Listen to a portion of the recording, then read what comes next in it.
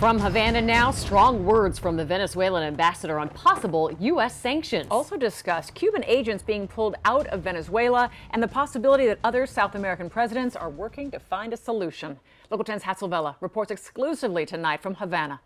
It is here at the Venezuelan embassy in Havana where the ambassador talked about several things, one of them being threats made by President Donald Trump on Venezuela. He also talked about the current crisis in his country and the upcoming election.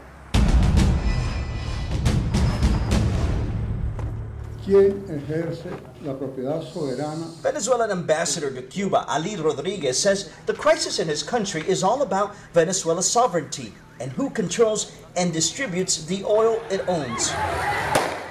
All of this happening as the crisis continues and Venezuelans get ready to go to the polls to vote on a new National Assembly, which could draft a new constitution, and some fear this could mean the end of democracy in Venezuela. The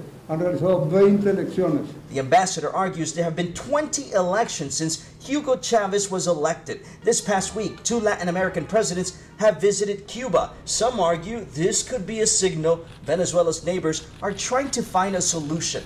Rodriguez would not confirm such process, but said this: La paz y la democracia. President Nicolás Maduro wants peace and democracy, but the opposition, he says, keeps rejecting any sort of mediation. There's been unconfirmed reports Cuba is pulling its many agents out of the South American country. When asked, Rodriguez said, Creo todo lo contrario.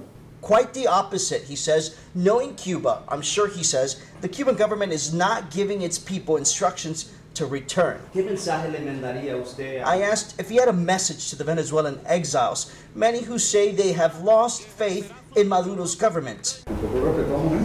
He says he respects their opinion, their ability to deliberate. I'm Hatzel Vela, Local 10 News, Havana.